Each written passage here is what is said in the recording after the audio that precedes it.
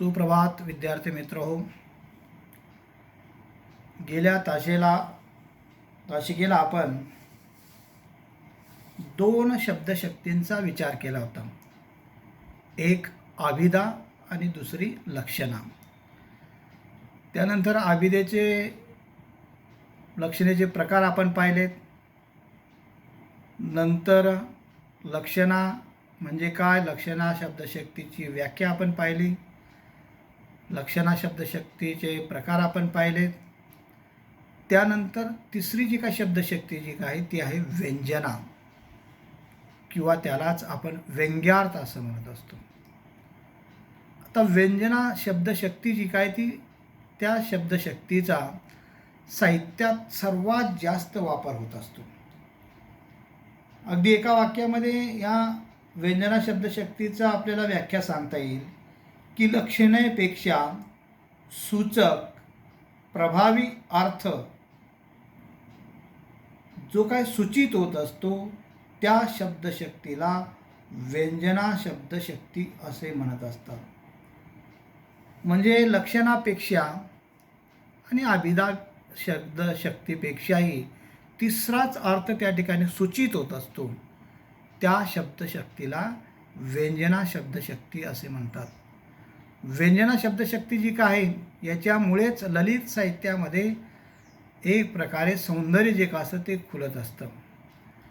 आनंदवर्धनाने तर व्यंजना शब्दशक्तीला सर्वात महत्त्वाचं स्थान दिलेलं आहे आणि म्हणूनच साहित्यामध्ये जिकडे तिकडे व्यंजनेचे साम्राज्य असतं. साहित्यामध्ये सूचितार्थ असतो, साहित्यामध्ये सूचकता असते आणि म्हणून ललित साहित्य जे काय आहे त्या ललित साहित्याचा जेव्हा आपण अभ्यास करत असतो, वाचन करत असतो, त्यावेळेस फक्त वाच्यार्थ आपल्या लक्षात घ्यावा लागत नाही, लक्षार्थ त्या ठिकाणी घ्यावा लागत नाहीत, तर तिसराच अर्थ त्या ठिकाणी सूचित होत असतो. अशा शब्दशक्तीला व्यंजना शब्दशक्ती किंवा व्यंग्यार्थ त्या ठिकाणी शब्दशक्ती असं म्हटलं जातं. आता उदाहरणार्थ म्हणून जसं घंटा जो काय आपल्या शाळेचा घंटा, कॉलेजचा घंटा जेव्हा त्या ठिकाणी बेल झाल्यानंतर आपली तासिका संपल्यानंतर जेव्हा बेल दिली जाते, घंटा दिला जातो. आता तो घंटा जेव्हा वाजल्यानंतर तो जो काही लोलक जो काय तो एक प्रकारे वाजवल्यानंतर बऱ्याच काळापर्यंत त्याचा निनाद आपल्याला ऐकायला येत असतो. किंवा संत पाण्यामध्ये जसं एखादा खळा टाकल्यानंतर त्याच्या अवतीभोवती जसं अनेक प्रकारचे वर्तुळं निर्माण होत असतात, त्याचप्रमाणे साहित्यामध्ये सुद्धा अनेक प्रकारचे अर्थाचे वलय निर्माण होत असतात. अनेक अर्थसूचित जे काय ते साहित्यामध्ये होत असतात आणि म्हणून साहित्यामध्ये जिकडे तिकडे व्यंजनेचे साम्राज्य असतं असं जे काय आनंदवर्धनाने जे काही म्हटलेलं आहे ते या ठिकाणी त्यांचं एक उदाहरण, प्रसिद्ध उदाहरण आहे. ते उदाहरण पाहिल्यानंतर तुमच्या लक्षात येईल. एक साधं उदाहरण आहे. उदाहरणार्थ सूर्य अस्ताला गेला.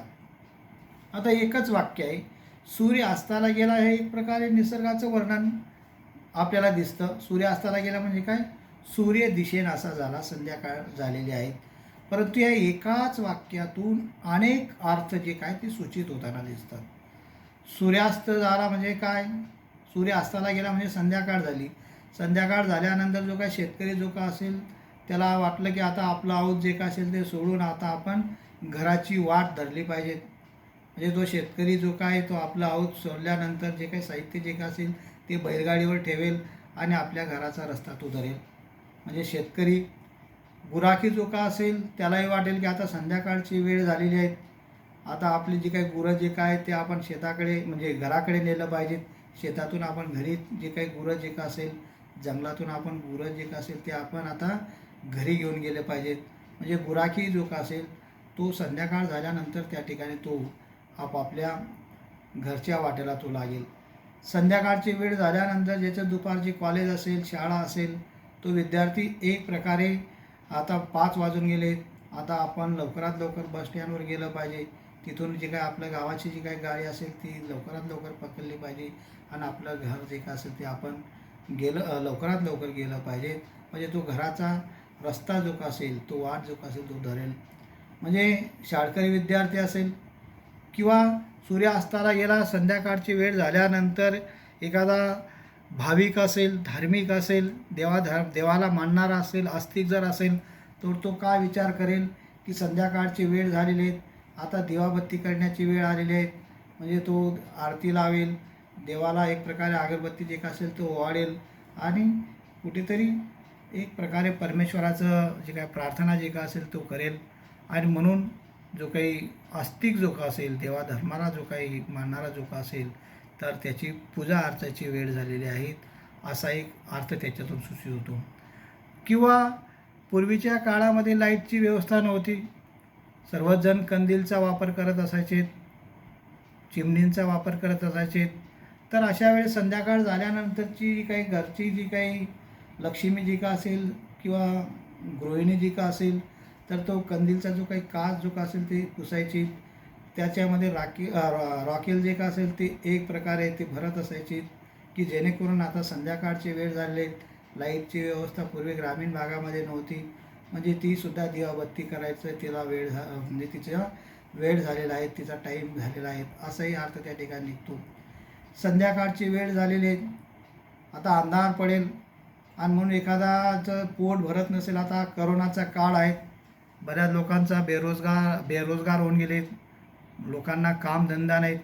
म्हणून काही वेळेस संध्याकाळची वेळ झाल्यानंतर एखादा चोर विचार करेल, अंधार पडल्यानंतर कोणाच्या घरी एक प्रकारे डाका टाकायचा, कोणाच्या घरी चोरी करायची. म्हणजे संध्याकाळ झाल्यानंतर तो चोर जो करतो त्या पद्धतीने विचार करेल. किंवा एखादा नुकतंच लग्न झालेली जी का अभिसारिका जी का असेल, तिलाही वाटेल की आता संध्याकाळची वेळ झालेली, आपला शृंगार जो का असेल तो आपण एक प्रकारे केला पाहिजे. म्हणजे सूर्य अस्ताला गेला ह्या एकाच वाक्यातून अनेक प्रकारचे अर्थ जे काय ते कसे सूचित होत असतात आणि त्याच्यातून सौंदर्य जे का असतं ते कसं पुरित होत असतं. मग तो गुराखी असेल, शेतकरी असेल, शाळकरी विद्यार्थी असेल, चोर असेल, अभिसारिका असेल किंवा अगदी त्या ठिकाणी देवाधर्माला मानणारा एखादा आस्तिक असेल, तर असे अनेक प्रकारचे अर्थाचे वलय जे का असतात, अनेक प्रकारचे अर्थ जे का असतात ते सूचित होत असतात. आणि म्हणून याच्यातूनच साहित्याचं सौंदर्य जे का असतं ते खुलत असतं. आणि म्हणूनच साहित्यामध्ये जिकडे तिकडे व्यंजना शब्दशक्तीचा वापर लेखक जो का असतो, साहित्यिक जो का असतो, कलावंत जो का असतो तो करत असतो. म्हणजे कवितेमध्ये सुद्धा तशाच प्रकारची सूचकता कवी जो काय तो वापरत असतो. अगदी उदाहरणार्थ म्हणून बालकवींची फुलराणी कविता जर तुम्ही बघितली, तर त्या फुलराणी कवितेमध्ये हिरवे हिरवे गार गालीचे हरितृणाच्या मखमालीचे, त्या मखमालीवरती फुलराणी खेळत होती. आता ती कविता जर तुम्ही पूर्ण वाचली, तर त्या कवितेमध्ये अगदी लाजणे असेल, डोळाशी डोळा लागणे शब्द असतील. आता हे जे काही शब्द जे काय आहेत याच्यावरती मानवी चेतना गुणाचा आरोप केलेला आहे की फुलराणी ही कुठेतरी रविकिरणाच्या प्रेमामध्ये पडलेली आहेत, सूर्याच्या प्रेमामध्ये पडलेली आहेत आणि त्यामुळे ती कुठेतरी एक प्रकार तिचा डोळा जो काय तो लागत नाहीत. आणि आता याच्यातून सूचितार्थ काय होतो का आता फुलराणी काही रविकिरणाच्या प्रेमामध्ये पडणार नाहीत, म्हणजे त्याच्यातून मानवी चेतना गुणाचा आरोप केलेला आहे. आणि त्यामुळे त्या ठिकाणी एक प्रकारे सौंदर्य जे का असतं ते खुलत असतं, त्याच्यातून रमणीय अर्थ जो काय तो प्राप्त होत असतो. आणि म्हणून कवितेमध्ये सुद्धा कवी अनेक अर्थाचे वलय निर्माण करणारं जे काही काव्य जे काय आहे ते निर्मिती करत असतो आणि त्याच्यातूनच सौंदर्य जे का असतं ते खुलत असतं. अगदी नाटकामध्ये सुद्धा आपल्याला सांगता येईल. अगदी प्रसिद्ध नाटक एकच वाक्य तुम्ही लक्षात जरी ठेवलं की नटसम्राट नाटकामध्ये जेव्हा वि. शिरवाडकर लिहितात की माणसाने समोरचा ताट द्यावा परंतु बसायचा पाठ देऊ नये. आता हे एकच वाक्य आहे, या वाक्यामध्ये सुद्धा अनेक प्रकारचे अर्थाचे वलय आहेत. आता समोरचा ताट द्यावा परंतु बसायचा पाठ देऊ नये म्हणजे याचा वाच्यार्थ काय की ताट म्हणजे जेवणाचा ताट दिल्यानंतर एकदाच जेवण जाईल, परंतु पाठ म्हणजे बसण्याचा पाठ जो काय तो म्हणजे काय की आपली जी काही संपत्ती असेल ती आपल्याच नावाने असली पाहिजे. आपण जर आपली संपत्ती आपल्या मुलाबाळांच्या नावाने जर केली तर मुलं बाळं जी काय ते आपले होतीलच असं आपण म्हणू शकत नाही. आणि म्हणून जीवनाच्या शेवटच्या क्षणापर्यंत एक प्रकारे संपत्ती जी काय असेल ती आपल्या नावाने आपल्या नावाने जी काय ती राहिली पाहिजे. तरच त्या ठिकाणी आपलं जे काही म्हातारपणाचं जे काही जीवन जे आहे ते सुखानं जाईल, आनंदानं जाईल. हा अर्थ त्या ठिकाणी एक प्रकारे विवा शिरवाडकरांना अभिप्रेत आहे. किंवा त्यांनी अनेक प्रकारचं सुभाषित वाक्य वापरलेत, पण ते सुद्धा सूचितार्थ आहेत. की म्हणजे सूर्य हा पृथ्वीभोवती फिरतो का पृथ्वी ही सूर्याभोवती फिरते हे मला माहीत नाही. परंतु माणसाचं जे काही जीवन जे काही ते पैशांच्या नाण्याभोवती फिरत असतं. आणि म्हणून जेव्हा आप्पा बेलवलकर आणि कावेरी म्हणजे कावेरी जेव्हा आप्पा बेलवलकरांना म्हणते की अहो म्हातारपण फार वाईट असतं, तुम्ही सर्वच पैसे जे काय ते देऊन टाकतायत, परंतु हे सर्व पैसे देऊन टाकल्यानंतर ही मुलं बाळ आपले होतीलच असं आपण म्हणू शकत नाहीत. आणि म्हणून पृथ्वी ही सूर्याभोवती फिरते आहे किंवा सूर्य पृथ्वीभोवती फिरते हे मला माहीत नाही, परंतु माणसाचं जीवन हे पैशांच्या नाण्याभोवती फिरत आहेत. पैसे जर आपल्याजवळ असतील तर जे काही दूरचे जे काही नातेवाईक जे असतात ते सुद्धा आपल्याला मानत असतात. आपल्याकडे पैसे जर असतील तरच आपले मुलं बाळं जे काय ते आपली कुठेतरी सेवा करतील. अन्यथा मुलं बाळंसुद्धा एक प्रकारे सेवा करणार नाहीत. आणि आधुनिक आजच्या काळाचा जर आपण जर विचार जर केला, सर्वात जास्त वृद्ध आश्रमामध्ये जर कोणाचे जर आईवडील जर असतील तर ते सर्व नोकरीवाल्यांचे, सुशिक्षित माणसांचे आहेत. याच्यावरून तुम्ही लक्षात घ्या की त्या वाक्यातून विवा शिरवाडकरांनी किती सूचितार्थ त्या ठिकाणी वापरलेले आहेत. आणि म्हणून साहित्यामध्ये जिकडे तिकडे व्यंजना शब्दशक्तीचा वापर केलेला असतो असं थोडक्यात आपल्याला सांगता येईल. किंवा बालकवींची औदुंबर कविता लहानशी कविता आहे. ऐल तटावर पहिल्या तटावर निळा सावळा झरा वाहतो बेटा बेटातून. असं जेव्हा बालकवी त्या औदुंबर कवितेच्या माध्यमातून जेव्हा वर्णन करतो की जळात पाय टाकून बसला औदुंबर. आता या ज्या काही ओळी ज्या काय आहेत याच्यातून सुद्धा अनेक प्रकारचं सूचितार्थ जे काय आहेत ते बालकवींनी या कवितेच्या माध्यमातून व्यक्त केलेत. आता औदुंबर म्हणजे नेमकं झाड आहे का? जर झाड जर असेल तर शेवटी कवीने जे काय वर्णन केलं आहे की जळात पाय टाकून बसला औदुंबर. आता पाय जे काय ते झाडाला राहणार नाहीत. आणि म्हणून या ठिकाणी सुद्धा अनेक अर्थाचे वलय निर्माण होत असतात की जळात पाय टाकून बसला औदुंबर. असं जेव्हा आपण म्हणतो की कदाचित तो निरागस बालक असेल, आईवडिलांनी काहीतरी त्याच्या इच्छा पूर्ण केल्या नसतील म्हणून तो कुठतरी जळात पाय टाकून बसला आहे असाही एक अर्थ अभिप्रेत होतो. दुसरा अर्थ जो काय असाही दिसतो की तिथं काय लहान बालक कशाला जाईल, कारण लहान बालक म्हटल्यानंतर तो जळात पाय टाकून कशाला बसेल. म्हणून दुसरा अर्थ त्या ठिकाणी निर्माण होतो किंवा दुसरा अर्थ सूचित होतो की एखादा स्थितिप्रज्ञ, एखादा साधू संत असू शकतो की ज्याला या जीवनाचा विटाळ आलेला आहे, कंटाळा आलेला आहे. या जीवनामध्ये सुखापेक्षा दुःख अधिक आहेत. हे जीवन जे काय ते पूर्णपणे वैफल्यग्रस्त होऊन गेले. हे जीवन म्हणजे पूर्णपणे निराशावादी होऊन गेलेत. या जीवनामध्ये आता काही राम राहिला नाहीत. आणि म्हणून कुठेतरी अगदी त्या याच्यामध्ये डोहामध्ये पाय टाकून एखाद्या साधू संतासारखा, स्थितिप्रज्ञासारखा कुठं तो ध्यानास्थ बसलेला आहे असंही त्या ठिकाणी अर्थ जो काही त्या कवितेच्या माध्यमातून सूचित होत असतो. आणि म्हणून ज्या कवितेमध्ये अनेक प्रकारचे अर्थाचे वलय निर्माण करणारी कविता म्हणजे ओळी असतात ती कविता सर्वश्रेष्ठ मानली जाते. आणि म्हणून लहानशी कविता आहेत, 8 ओळीची कविता आहेत, परंतु त्याच्यामध्ये सुद्धा अनेक अर्थाचे वलय निर्माण करण्याची क्षमता त्या कवितेमध्ये आहेत.